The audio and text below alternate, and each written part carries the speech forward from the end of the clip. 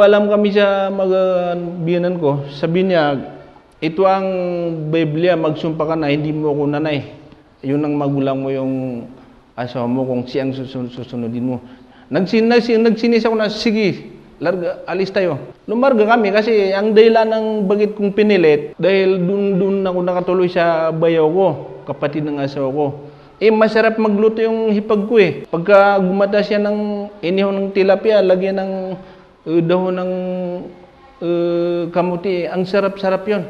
Yung isang plato, hindi ko na kalahati lang naubos ko. Pero kung sarili kong pawis yan, mga 2 plato ang maubos ko. Yun ang mga isang reason kung bakit ako umalis doon. Dahil lagi nila kami nakakarga sa mga paggagasto. So yun, pinilit namin na nag-Manila kami.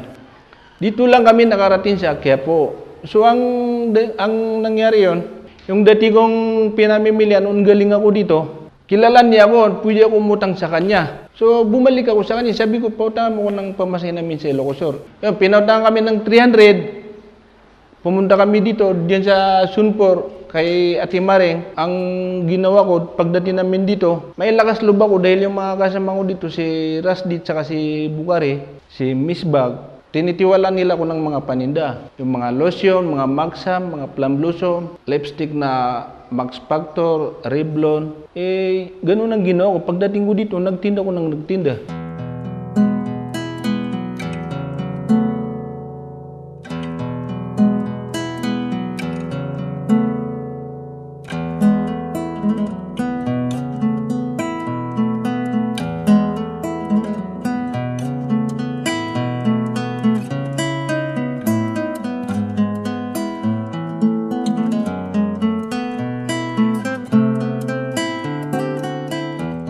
Eleven months, hindi pa ako nakatubo ng 1,000. Pang 1 year, nakatubo ako ng, dahil dumungaw yung November, December, pagkatapos ng December, nakatubo ko ng mga kulang 30,000. Nagpista ko din sa Bigan.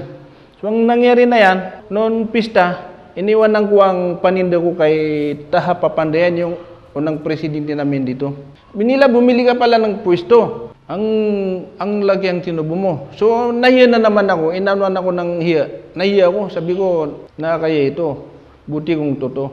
So, ang naisip ko, kausapin ko si Taha. Sabi ko, Taha, Pres, pwede ko bang bilhin yung pwesto mo? Sabi niya, oo. Yun lang ang ipapasubo ko sa'yo.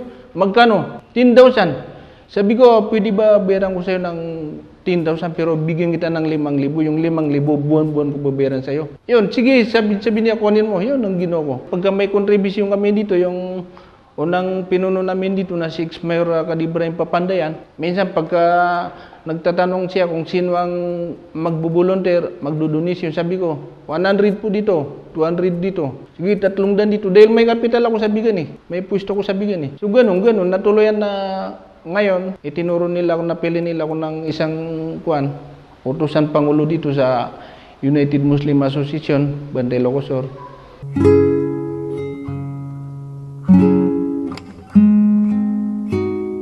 Tungkol na naman sa pagkakaibigan, dahil ang nakikita ko yung mga may mga kaibigan na mayor, may mga kaibigan na chief of police, may mga kaibigan na mga opisyalis. Magandang may mga kaibigan dahil kung may problema ka, pwede ka niya tulungan. So ganun, pagka nakikita ko Talwad George Quimado, sabi ko, Sir, si pare RC Redentor, yun ang admin natin sa Bulag, pare Pastor, Chief of Police ng Bantay, puro mababait yan. So pagka nakikita ko yung may mga kaibigan nila, sabi ko, sarap palang may kaibigan.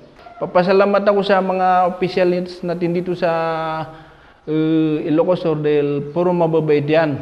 Lalong-lalo kay Honorable Luis sa Governor Sabit Singson. Sobrang mabait po yan dahil ang bilang niya sa amin bilang tunay na kapatid. Tinulungan niya kami dito sa Arabic school namin. Itong pang-twist ng Arabic school namin sa kanya galing to. Tsaka si Vice Governor de Visabiliano, isa rin mabait yan sa amin. Kapares ni Governor Luis Sabit Singson. Mabait din si Vice Governor dahil parang bilang sa amin, bilang kapatid, kung saan niya kami makikita o kaya pang tanungin kami kung may mga problema kayo, sabihin niyo para tutulong ako. Tsaka yung si Congressman Ronald Singson, no, nandito, mabait din yan. Lahat ng problema namin, tinutulungan kami. Sawa ng Diyos, papasalamat pa kami dahil wala kaming problema na pwede namin ilapit sa kanila. Pero kung magka-problema kami, talagang lalapit po kami sa kanila.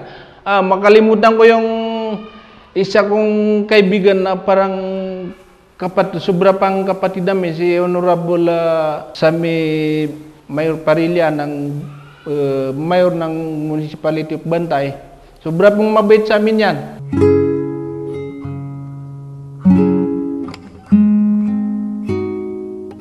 Dito kami namumuhay sa Ilocos dahil nagustuhan namin dito. Ang una-una, mababait ang mga tao dito sa Ilocos, lalong-lalo yung itong mga dalaga dito, puro silang mababait at magaganda pa. At saka peaceful dito sa Ilocos.